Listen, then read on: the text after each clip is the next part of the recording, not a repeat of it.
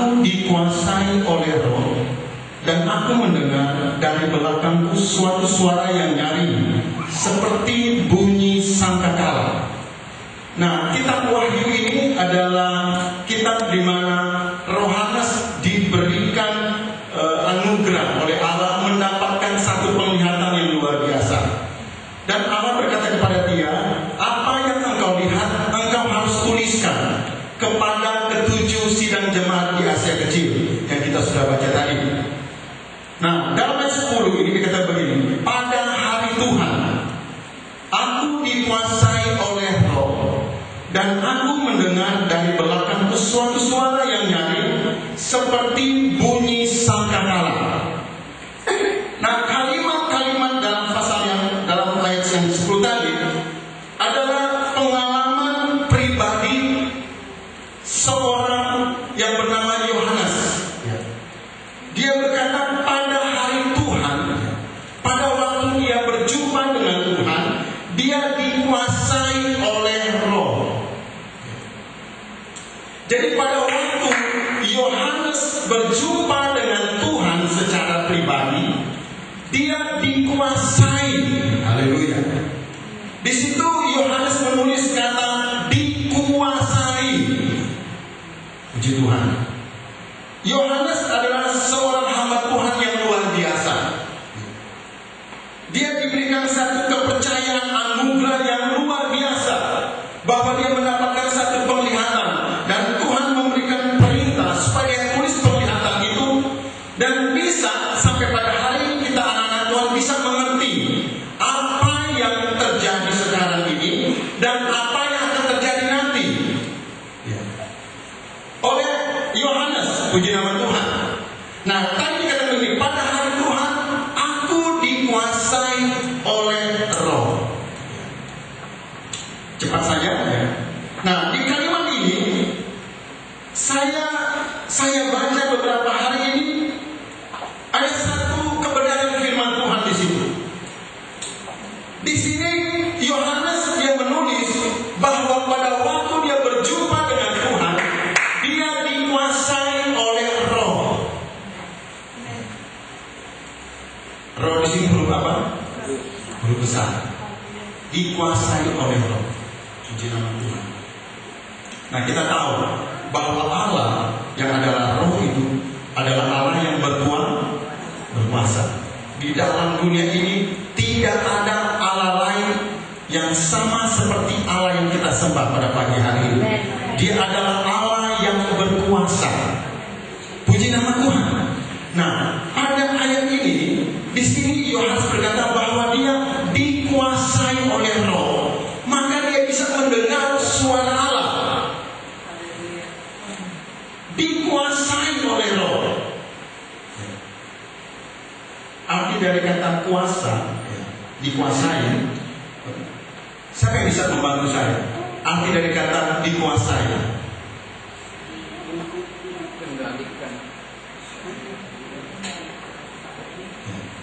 Dikuasai itu dasar katanya apa? Kuasa. Nah, arti dari kata kuasa kan kita banyak HP sebenarnya, canggih-canggih. Coba di download itu aplikasi KBBI, Kamus Besar Bahasa Indonesia. Klik kuasa. Nah, itu akan terlihat. Nah, Pak Hartono ada biasanya saya lihat bawa teh. Hari ini nggak bawa ya Pak? Di tempat saya ada IndiHome. Itu hari saudara Aris bilang kalau bisa ditambah satu alat supaya signalnya bisa sampai di gereja. Tapi saya pikir kalaupun bisa, saya akan memberikan passwordnya kepada orang tertentu. Ya, kepada semua jemaat. Nanti yang dia buka bukan lagi Alkitab, hal-hal yang lain. Kuasa. Di sini kalau saya baca, kemampuan atau kesanggupan untuk berbuat sesuatu.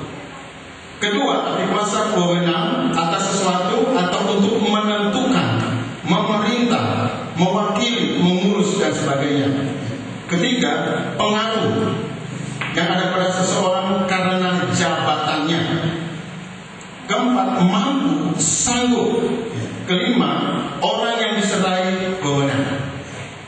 Nah, dikuasai itu kita bisa menambahkan yang tadi saya bacakan tadi. Dikuasai berarti Yohanes itu dia dikuasai oleh Roh. Nah, kita yang sudah dipanggil, dipilih sebagai anak-anak Tuhan, seyogyanya hidup kita ini bukan lagi diri kita yang menguasai hidup pribadi kita. Haleluya. Nah, beberapa bulan yang lalu kita sudah berdoa sepanjang 10 malam supaya kita dipenuhi oleh Roh Kudus. Dengan salah satu tujuannya, kalau kita dipenuhi Roh Kudus, maka hidup kita itu dikuasai oleh Roh Kudus. Hidup kita itu dipimpin oleh Roh Kudus.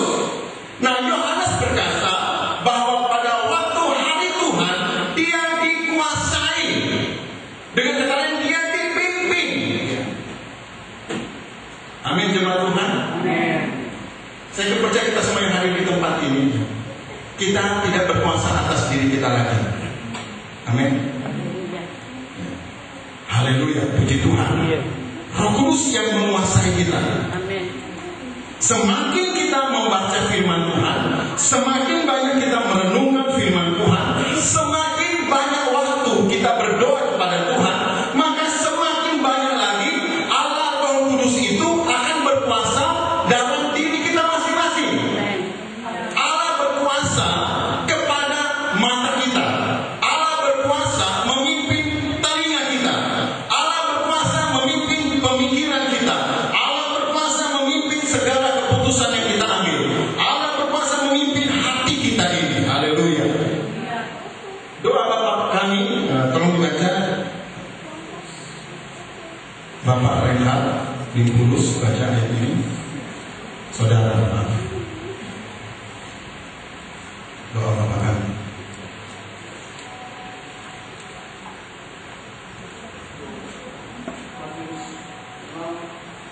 Matius pasal yang ke-6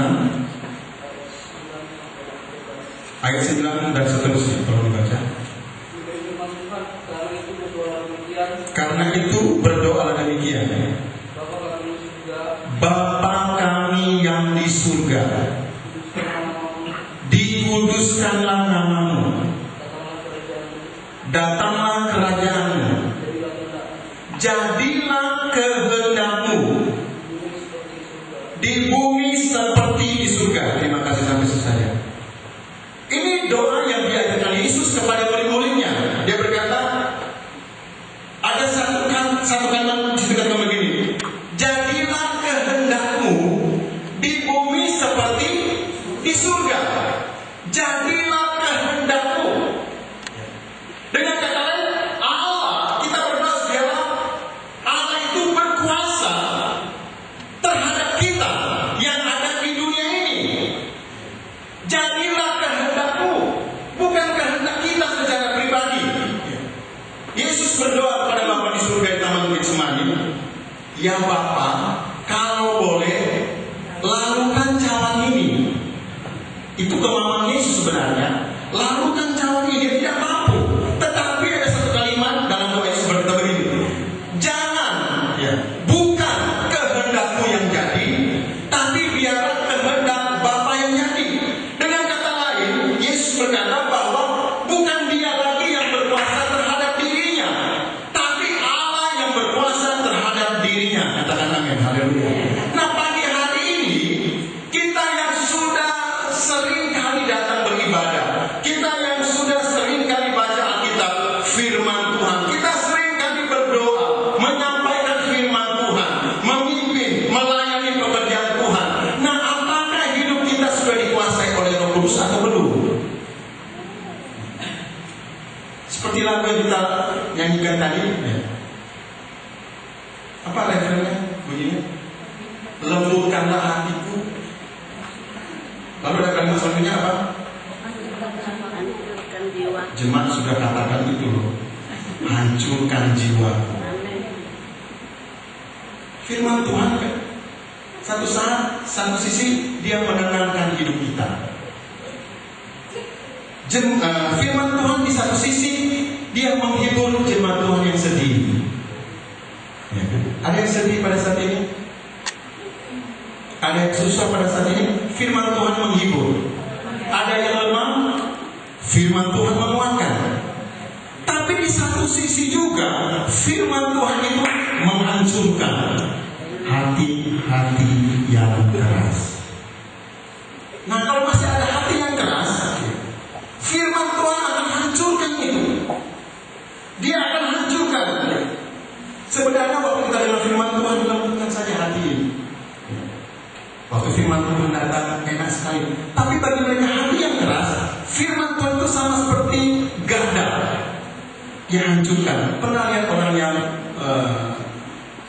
buruh atau orang yang kerja kasar, dia menghancurkan batu? Pernah lihat? Pakai martil yang 10 kilo dan 20 kilo, dia angkat-angkat. Batu yang besar begini terbelah. Masih ada lagi, dia hancurkan lagi. Sampai kecil, sampai seperti debu. Itu firman Tuhan. Tadi saya katakan, ada jemaat Tuhan datang dalam keadaan susah, firman Tuhan akan menghibur. Tapi ada jemaat Tuhan juga yang datang dengan kekerasan hatinya. Nah, firman Tuhan itu akan menghancurkan. Akan menghancurkan dengan firman-Nya. Tapi juga kadang-kadang ada juga menghancurkan ego, kekerasan hati kita ini lewat masalah, lewat situasi keadaan, sehingga kita itu jadi apa? Jadi hancur. Amin, jemaat Tuhan. Hancurkan jiwaku.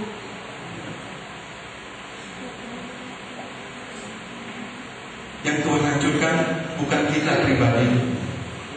Jadi firman Tuhan hancurkan, kita pulang dari tempat ini babak belur. Keluarnya jalan udah. Firman Tuhan sudah hancurkan. Bukan, jiwa kita yang dihancurkan, kekerasan hati kita yang dihancurkan. Tipe-tipe orang yang seperti apa ya, yang Tuhan akan hancurkan itu yang punya egonya tinggi. Egonya tinggi. Nah, kadang-kala suami istri itu bertengkar. Karena apa kadang-kala? Kebanyakan apa? Harga diri, ego. Ini harga diri. Banyak orang berselisih itu karena apa? Harga diri. Harga diri. Ego. Tapi kalau di hadapan Tuhan, kita tidak bisa didapatkan dengan apa? Dengan ego kita tidak bisa. Tidak bisa lagi. Saya ingat pada waktu saya sekolah Alkitab. Sekolah Alkitab, saya datang dengan apa ya? Dengan ego. Tapi di sekolah Alkitab itu pelan-pelan saya dikikis. Waktu saya praktek jadi boys juga dikikis pelan-pelan. Sampai. Nah, kalau itu belum terkikis, itu saya akan hadapi terus dalam hidup ini. Nah, mereka yang sekolah Alkitab, hamba-hamba Tuhan, ya, itu pasti dibentuk egonya. Ya. Tadi dikatakan oleh Bapak Manun tentang kesaksian, biarlah perasaan, pikiran Yesus itu ada dalam kehidupan kita. Nah, bagaimana keadaan Yesus? Dia seorang hamba. Nah, biarlah hati hamba itu ada. Yesus dia rela dikuasai oleh Allah. Dalam kitab Matius pasal yang keempat. Ya. Coba kita lihat bersama. Dalam kitab Matius pasal yang keempat.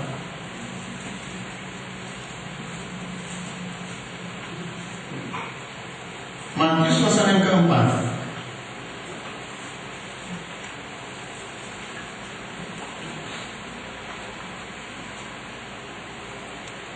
Ayat yang pertama. Maka Yesus dibawa oleh Roh ke padang gurun dicobai. Bukan cuma Yohanes yang dikuasai oleh roh, tapi Yesus, dikatakan firman Tuhan, maka Yesus dibawa oleh roh kemana? Ke padang gurun. Untuk apa? Dicobai iblis.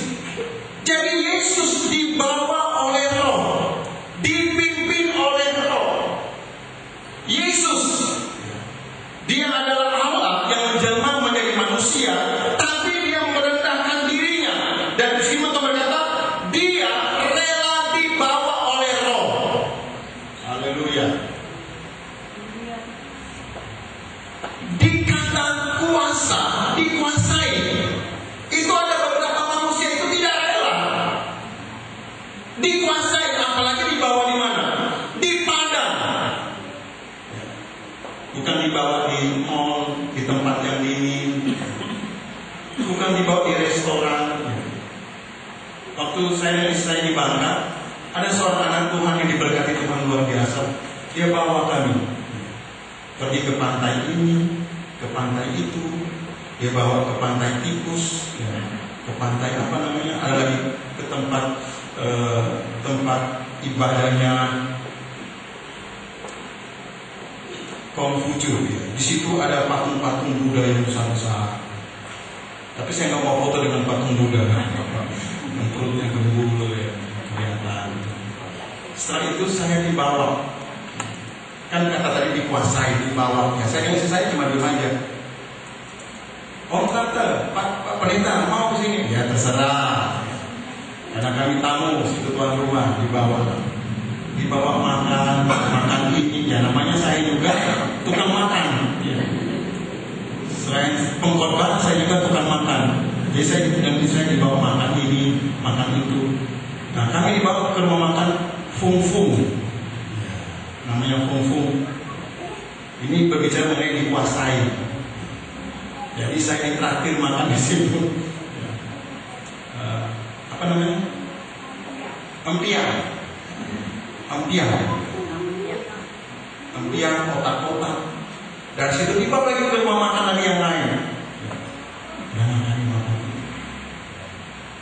Ya kalau Yesus kalau Roh Kudus seperti Bapa ini, senang kita kan? Dipimpin oleh Roh Kudus dibawa ke rumah makan, diantar lagi foto-foto, senang. Tapi beda. Di dalam pengalaman rohani ini beda. Roh Kudus tidak bawa ke tempat yang enak-enak. Kadang-kadang Roh Kudus bawa kita di tempat yang apa? Yang tidak mengenakan. Dengan baik-baik. Kadang-kadang Roh Kudus membawa kita di tempat yang tidak kita sukai. Tidak kita sukai. Yesus dibawa di mana? Di padang. Di padang gurun. Di dalam kitab Kisah Para Rasul tidak salah, Paulus juga berkata, kamu jangan larang aku kembali ke Yerusalem, karena aku sudah ditawan oleh roh. Walaupun aku akan mati di Yerusalem, tidak bisa lagi. Jadi hidup ini, hidup kita jemaat Tuhan, bapak-bapak, ibu-ibu, pemuda-pemudi remaja yang saya kasihi, hidup kita sendiri lagi, tapi Roh Kudus yang berkuasa dalam diri kita. Haleluya. Dia berkuasa. Dia membawa kita di tempat yang tinggi, puji Tuhan. Tapi dia juga membawa kita di tempat yang rendah. Haleluya. Karena di tempat rendah itu ada air mata, ada kesedihan, ada kesusahan, ada penderitaan. Tapi kita tidak bisa lagi berkata-kata yang lain kepada Roh Kudus, karena Dia yang berhak dalam kehidupan kita. Haleluya. Yohanes, dia dikuasai oleh roh. Luar biasa. Nah, apakah hidup kita, jemaat Tuhan yang saya kasihi, apa kita sudah dikuasai oleh roh? Tidak. Apakah kita sudah mengikut Yesus yang membawa kita atau tidak? Nah, ayat tadi berkata begini dalam Wahyu pasal yang pertama tadi, ayat 10 tadi. Pada hari Tuhan aku dikuasai oleh roh, dan aku mendengar.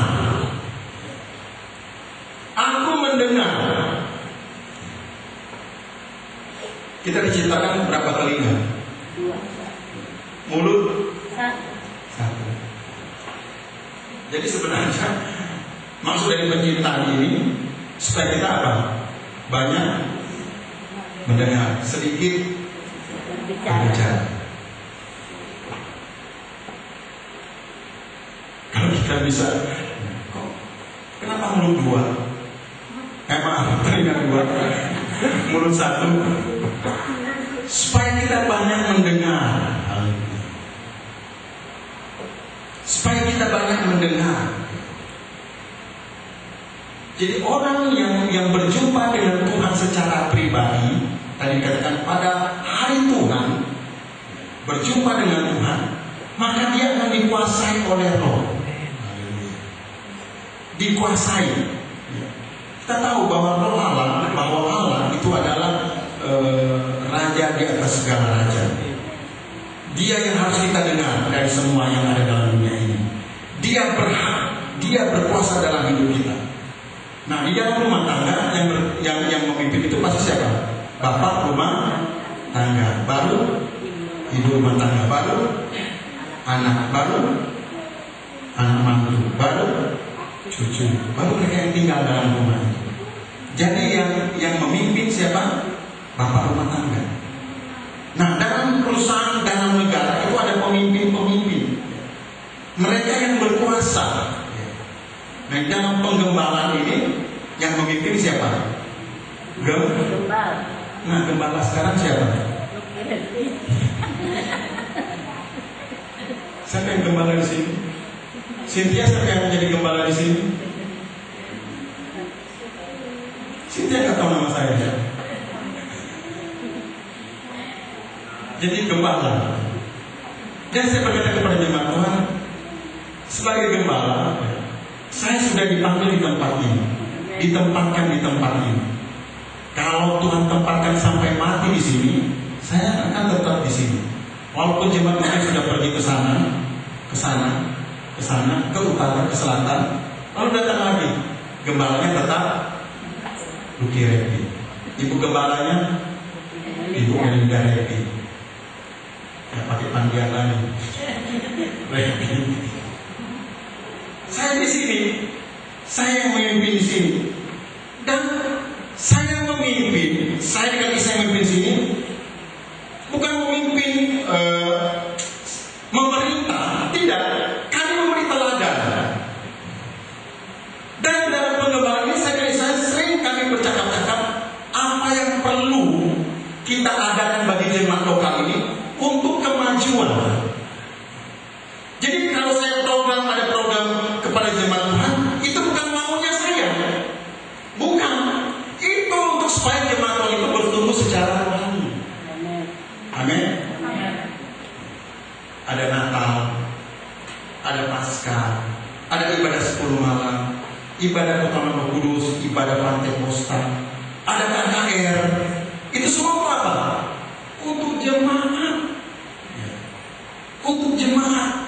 Nah, kalau bulan Agustus akan diadakan apa? Seminar. Temanya tentang apa? Tertanam, bertumbuh, berbuah. Karena pada tahun-tahun ini kami hamba-hamba Tuhan berjumpa satu dengan yang lain. Itu kebanyakan anak-anak Tuhan itu kesana. Nah, tema dalam seminar saya itu tertanam. Itu tertanam, kata tertanam. Tertanam. Ya pasti Bapak dan Ibu saya tahu ya. Kami hamba-hamba Tuhan itu tertanam. Bukan A, B, C, D, balik lagi ke A. Nanti ada yang dibikin dibawa ke A. Nah, jemaat nggak tahu itu apakah itu murni firman, murni pengajaran, atau cuma euforia. Wah, di sana ada pelayan, oh bagus dia bawa ke sini. Nah, saya sebagai gembala, saya punya tanggung jawab. Ada 5 jawatan: gembala, guru, penginjil, rasul, nabi. Nah, 5 ini Allah yang tentukan, bukan manusia, bukan demokrasi. Allah yang tentukan.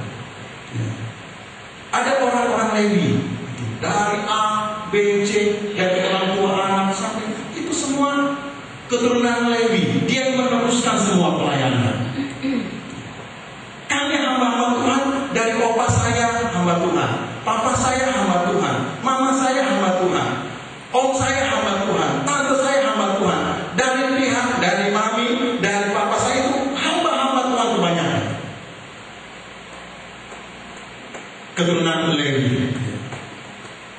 Nah, saya punya tanggung jawab sebagai pemimpin. Nah, saya sangat mengasihi jemaat Tuhan. Kalau seminar yang saya adakan ini itu untuk jemaat, bukan untuk saya. Tanggal 12 ada seminar khusus pelayan-pelayan Tuhan. Itu akan saya undang pakai surat. Kalau dia tidak hadir, saya minta maaf. Selama beberapa waktu tidak bisa melayani, tidak menghargai. Nah, hari Minggu itu seminar untuk seluruh jemaat Tuhan. Tapi kalau hari Sabtu itu untuk pelayan. Siapakah pelayan Tuhan? Worship leader. Baik hari Minggu, baik hari Selasa, hari Rabu, hari Kamis, hari Sabtu. Singers, pemain musik, multimedia, dan juga pengkhotbah yang melayani di gereja lokal. Itu hari Sabtu. Dan hari Minggu seluruh jemaat Tuhan. Nah, itu untuk apa? Untuk kehidupan rohani jemaat Tuhan, bukan untuk saya. Jadi saya mau program karena saya pemimpin di sini. Nah, Yesus dia pemimpin. Dia tidak akan membawa jemaat Tuhan, anak-anak Tuhan yang dikuasainya itu ke api neraka, tidak. Dia akan bawa kemana? Ke surga. Nah, di dalam dunia ini ada dua hamba. Ada hamba upahan, ada hamba kasih. Hamba upahan, hamba kasih. Hamba. Jadi ada dua macam hamba. Hamba upahan, hamba kasih. Tapi saya bersyukur kepada Tuhan. Hamba-hamba di tempat ini adalah hamba kasih. Anda berapa yang saya kasih? Nah, Aris pernah saya kasih, tapi itu cuma jalan 4 bulan kalau tidak salah. Habis itu saudara berkata, "Aduh malam, jangan kasih lagi lah. Takut otak saya tercuci dengan yang begini-begini." Itu hamba kasih. Kami sebagai hamba Tuhan di GPDI saya kata, bukan gereja lain, di GPDI. Waktu saya vokal group, saya main gitar di vokal group, saya sudah bisa main gitar, itu sudah upah bagi saya. Saya bisa berdiri aja, tampil, melayani dengan vokal group aja, menyanyi, itu sudah upah bagi saya.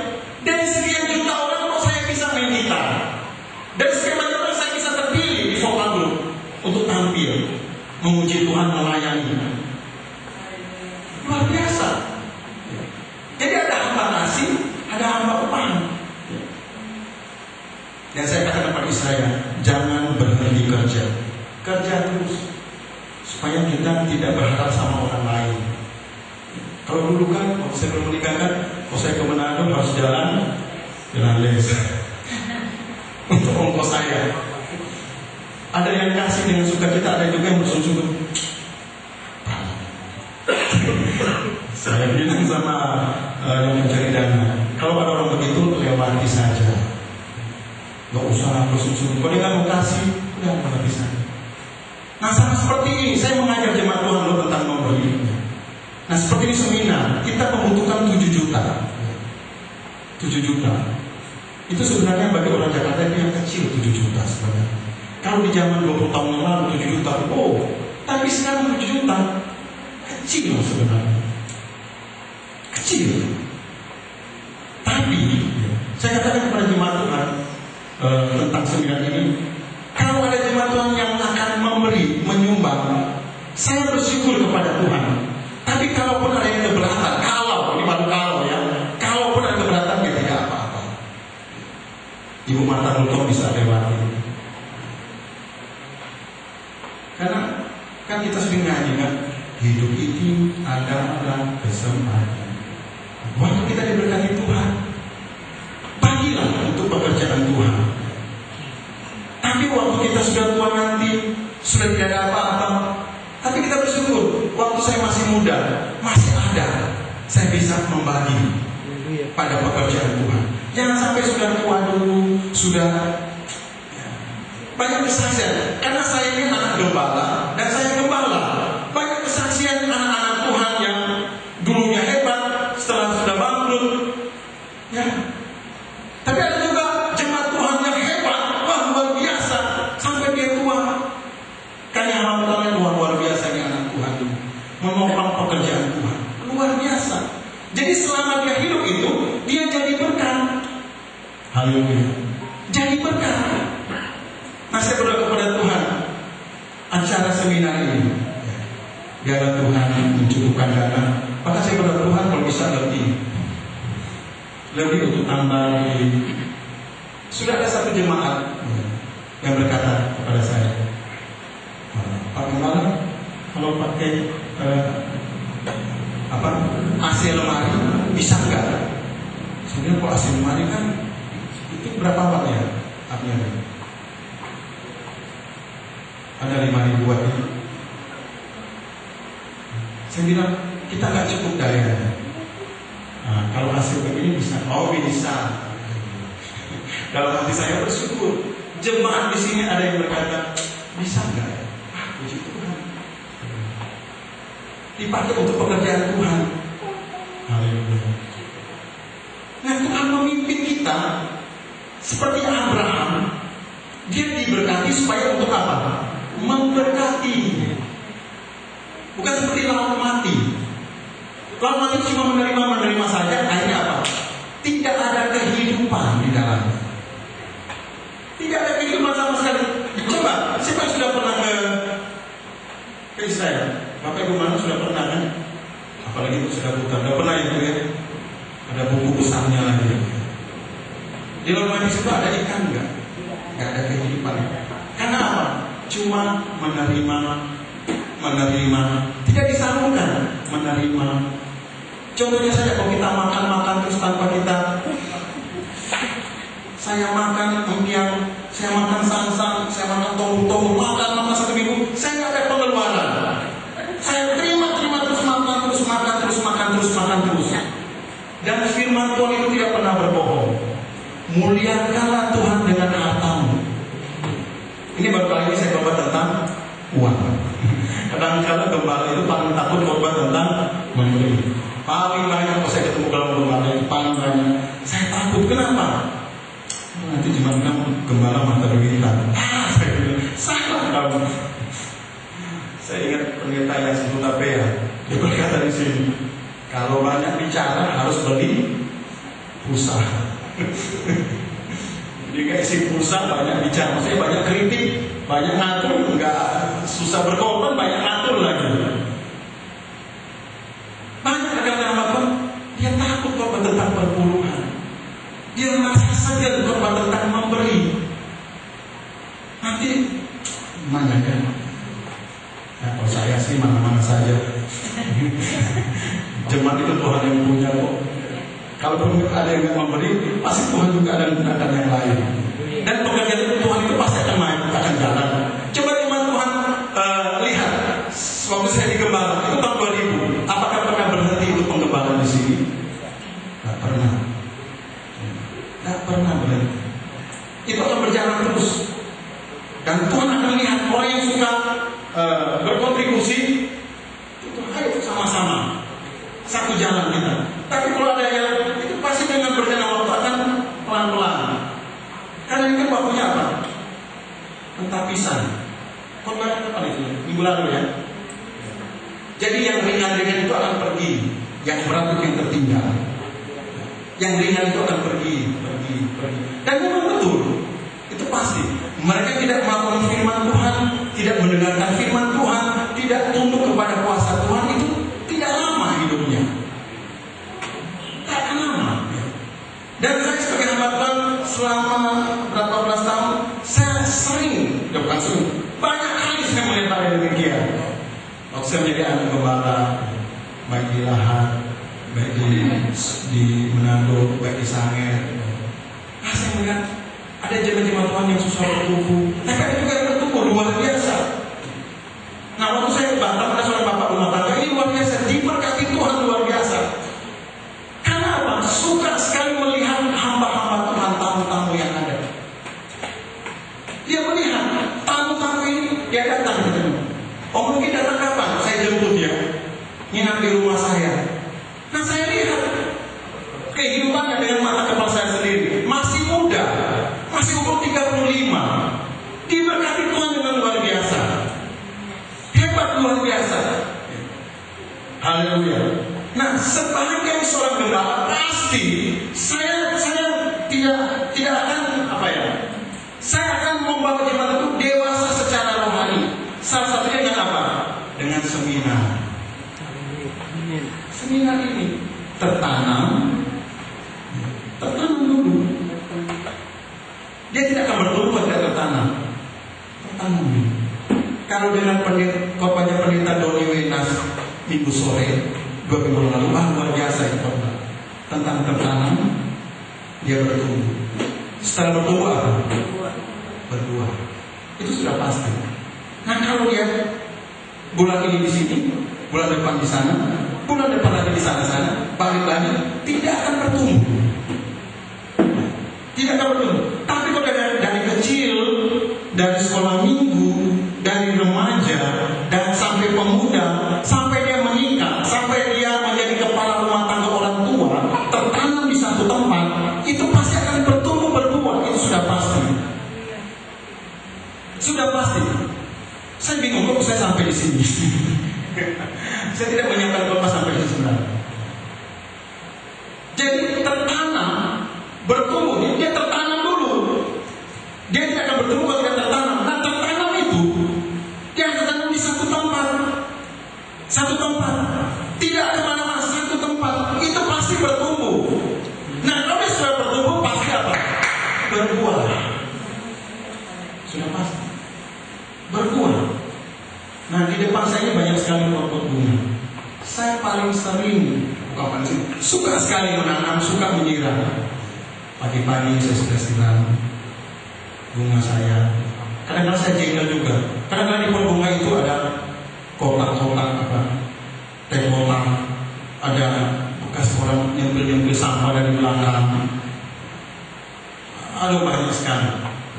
Saya bersihin lagi. Tertanam. Saya lihat, sudah mulai berbuah cabai saya. Tapi nggak tahu cabainya masih ada nggak? Sayang cabai saya dipetik orang. Saya yang tanam, mereka yang petik. Cabai saya itu berbuah terus. Nggak ada musim berbuah terus cabai. Saya tanam waktu itu ya. Oh, Justin, kamu tumpang tangan dulu ya cabainya. Tapi memang berbuah, betul jemaat Tuhan. Itu berbuah terus, selalu berbuah. Walaupun daunnya tinggal sedikit berbuah. Nah, kenapa? Coba kalau cabai itu saya tanam 1 minggu, saya cabut, saya tanam di pot lain. Saya cabut lagi, saya tanam di tempat lain. Saya cabut lagi, saya tanam. Tidak akan berbuah. Jangankan bertumbuh, berbuah tidak akan. Karena satu tempat, di situ dia akan disiram, dibersihkan. Tertanam itu paling penting. Kenapa dikatakan ada 7 jemaat di Asia Kecil? Karena di jemaat Pergamus itulah jemaat Pergamus. Jemaat Pergamus bukan jemaat Tiatira. Jemaat Tiatira bukan jemaat Philadelphia, bukan. Jadi kalau di Philadelphia itulah jemaatnya. Jadi akan ke sana ke sini, disitulah tempatnya. Nah jemaat di Laodikia, disitulah tempatnya. Itulah sebabnya Roh Kudus berkata, tuliskanlah kepada 7 kaki dia. Jemaat kita baca dalam ayat terakhir 18 begini. Ayat 20 berkata begini. Dan rahasia ke-7 bintang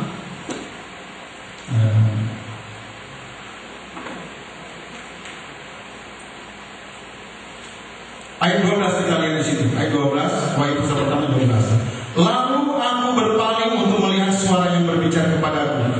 Dan setelah aku berpaling, tampaklah kepadaku 7 kaki dia dari emas. Dan di tengah-tengah kaki dia itu ada apa? Seorang serupa anak manusia berpakaian jubah yang panjangnya sampai di kaki, dan di dadanya berlipat ikat pinggang dari emas. 14. Kepala dan rambutnya putih bagaikan bulu yang putih mentah, dan matanya bagaikan api, dan kakinya mengkilat bagaikan tembaga membara, suaranya bagaikan desau air bah.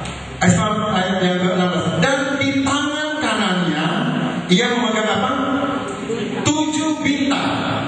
Jadi pada waktu Yohanes berpaling, dia melihat pertama apa? 7 kaki dia. Apa itu 7 kaki dia? Dulu ada di sini kan ya? Seperti apa? Kalau teman-teman kandil. 7 kaki dia. Jadi ada yang utama, lalu ya, begini, lalu ada tempat lampu di pasar kaki dia. Nah, Yohanes mau dia lihat ada 7 kaki dia. Lalu dia lihat juga Yesus di tangannya itu ada apa? Memegang apa? 7 bintang. Yohanes berpikir apa itu ya? Ada 7 kaki dia, lalu ada bintang. Nah, ayat yang ke-20 berkata begini. Ayat yang ke-20. Dan rahasia ke-7 bintang yang telah kau lihat pada tangan kananku dan ke-7 kaki dia emas itu. Ke-7 bintang itu ialah siapa? Malaikat ke-7 jemaat. Ke-7 kaki dia itu ialah ke-7 jemaat. Jadi yang dilihat oleh Yohanes selain Yesus anak domba Allah, dia juga ada ke-7 kaki dia dan bintang. Nah, 7 kaki dia itu adalah gambar dari jemaat. Bintang itu gambar dari apa? Malaikat, hamba-hamba Tuhan. Tadi katakan kaki dia itu terbuat dari apa? Dari apa? Dari emas. Bukan dari besi tua, bukan dari perak, bukan dari tembaga, bukan dari tanah liat, tapi dari apa? Emas. Nah, 7 kaki dia ini adalah apa? Jemaat. Dengan kata lain, jemaat ini harus terbuat dari apa? Dari emas. Bagaimana supaya jemaat ini bisa jadi emas? Tadi saya katakan tadi, tertanam, bertumbuh, berbuah, jadi emas. Bukan jemaat yang kesana kesini, bertumbuh, tertanam. Dan saya bersyukur kepada Tuhan. Sampai hari ini saya melihat jemaat Tuhan tertanam di tempat ini, melayani pekerjaan Tuhan, tertanam di tempat ini sampai pada hari ini. Luar biasa. Nah, itu saya senang. Nah, sebagai gembala yang aku juga pasti senang juga. Ya. Puji nama. Bahkan sebagai penopang pekerjaan Tuhan. Ya. Jadi karena setelah dikuasai oleh Roh, Yohanes itu mendengar suara Tuhan. Kita tidak bisa mendengar suara Tuhan kalau kita tidak berjumpa secara pribadi. Kita tidak bisa dikuasai oleh Roh Kudus kalau kita tidak berjumpa. Kita tidak bisa mendengar suara Tuhan kalau kita tidak berjumpa. Nah, saya bertanya kepada jemaat dalam ibadah ini, apakah lewat pujian kita berjumpa dengan Yesus secara pribadi? Apakah lewat penyembahan, lewat doa, apakah kita berjumpa dengan Tuhan Yesus secara pribadi? Apakah kita dengar firman Tuhan, apakah kita berjumpa secara pribadi? Kalau dalam ibadah ini jemaat Tuhan berjumpa dengan Yesus secara pribadi, maka hidup ini akan dikuasai oleh Roh. Hidup bapak-bapak, hidup ibu-ibu dikuasai oleh Roh dengan luar biasa. Nah, kalau kita dikuasai oleh Roh, jemaat Tuhan dipimpin oleh Roh, maka kita akan mengalami mujizat Tuhan. Kita akan mengalami kuasa Allah. Kalau kita dipimpin, dikuasai, kita memang akan melihat banyak masalah, itu pasti. Kita akan melihat mengalami persoalan, itu pasti. Kita akan menderita, itu pasti. Tapi karena kita dikuasai oleh Roh, kita akan mengalami mujizat Tuhan. Haleluya. Kita lihat dalam firman Tuhan, siapapun yang berjumpa dengan Yesus secara pribadi, apakah dia pulang dengan tangan kosong? Apakah dia pulang waktu dia sakit, dia pulang dalam keadaan sakit? Ada nggak di dalam kitab Injil? Matius suka saja berjumpa dengan Yesus, dia tuli. Waktu berjumpa dengan Yesus secara pribadi, dia pulang juga, bukan tuli lagi, buta. Bukan lagi buta, kakinya tidak bisa lagi melangkah. Apakah begitu? Tidak. Saya pelajari firman Tuhan. Siapapun yang berjumpa dengan Yesus, itu pasti mengalami mujizat Allah. Itu sudah pasti. Kalau berjumpa dengan Yesus, nah Yesus tidak bisa kita raba, tidak bisa kita lihat, tapi kita bisa merasakan. Pasti. Kalau saya bertanya kepada pribadi pada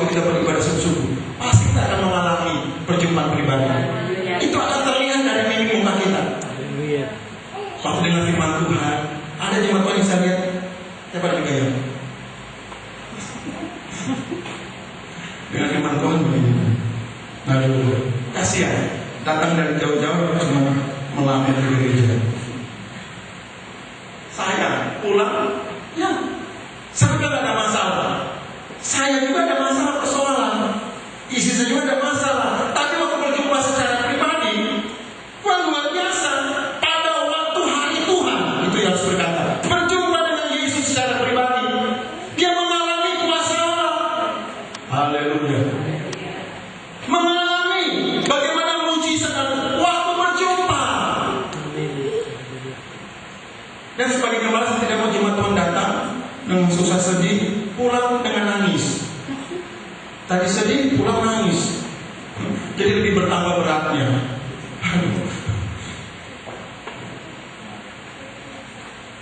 Berjumpa. Bapak-bapak mau berjumpa dengan Yesus secara pribadi.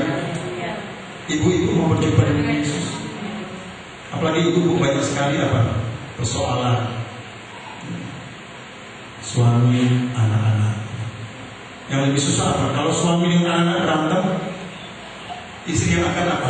Susah. Bagaimana supaya saya bisa mendamaikan bapak dengan anak? Tapi ada nggak istri yang langsung pro? Saya bela anak atau bela suami? Susah. Tapi kalau berjumpa dengan Yesus, kita bersyukur kepada Tuhan karena Yesus itu masih meluangkan waktu untuk apa? Kita temui. Haleluya. Hari Tuhan. Ini harinya Tuhan. Harinya Tuhan. Berjumpa dengan Yesus. Saya bawa jemaat Tuhan itu berjumpa dengan Yesus, bukan berjumpa dengan saya. Nah. Tapi nggak apa-apa juga berjumpa dengan saya. Berjumpa dengan saya. Tapi lebih dari itu saya mau jemaat itu berjumpa dengan Yesus. Supaya pulang dari depannya apa? Ada sukacita. Berjumpa dengan Yesus, jangan dengan saya Yesus. Saya mau kasih apa-apa cuma salaman yang karis tadi. Puji Tuhan. Puji Tuhan. Tapi kalau dengan Yesus, pasti jemaat pulang dengan apa? Dengan damai. Walaupun masalah masih ada, tapi damai. Dengan ketenangan, dengan sukacita. Berjumpa dengan Yesus. Karena hari-hari ini Roh Kudus Tuhan masih berkenan untuk kita temui. Karena ada satu saat nanti firman Tuhan sudah gariskan. Ada orang-orang di utara, ke selatan, timur, ke barat, barat ke timur, mau cari firman Tuhan, mau cari Tuhan, tapi sudah tidak ada lagi. Tapi hari ini Allah masih berkenan untuk kita apa? Jumpai. Luar biasa. Kalau kita mau berjumpa dengan Bapak Jarod, harus ada apa? Ada birokrasinya lagi, harus tulis surat. Kalau bagaimana ya Pak Hartono yang ngerti. Kalau mau jumpa dengan petinggi-petinggi, mau jumpa dengan lurah juga harus lihat. Tapi kalau Tuhan Yesus siang, malam, pagi, sore, setiap waktu. Kalau penguasa yang ada dunia itu kadang-kadang umum ya kan. Kalau lagi senang bisa dijumpai, lagi nggak senang nggak menjumpa. Namanya juga pemimpin, namanya juga mereka jabatan yang luar biasa. Kadang-kadang siapa dia yang datang? Buka pintu, oh kayak yang datang. Orangnya gimana? Pendek, kecil, nggak ada potongan. Misalnya, ya. Jangan terbilang sama bapaknya, Pak, saya bilang sama ngomongnya nggak ada potongan. Misalnya, siapa tahu dapat nanti cewek yang cantik, tapi jangan sekarang. Siapa nih? Kan biasa ke pemimpin dunia begitu kan? Jangan pemimpin, hamba-hamba Tuhan pun ada juga yang begitu. Siapa dia? Anak Tuhan. Naik apa dia? Naik beca. Datang dengan apa dia? Jalan kaki. Oh, jalan. Siapa yang datang tadi ketuk? Oh, ada bapak. Naik apa dia? Mercy. Yang terbaru. Oh, cepat buka pagar. Buka pintu. Yang ada di kulkas kasih keluar semua. Yang datang siapa? Yang datang bawa mobil hitam. mobilnya APR ya. Cepat buka pintu. Yang datang siapa? Naik sepeda. Bilang aja masih di